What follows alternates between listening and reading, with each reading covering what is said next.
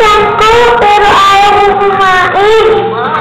Pagod na ako, pati ang rumi-rumi ko na.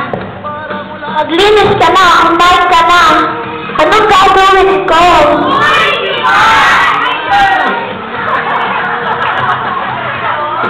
Anong problema? Anong gagawin ko para maging malusog at masigla ang mga anak ko? Ay lang ba? Madali lang yun.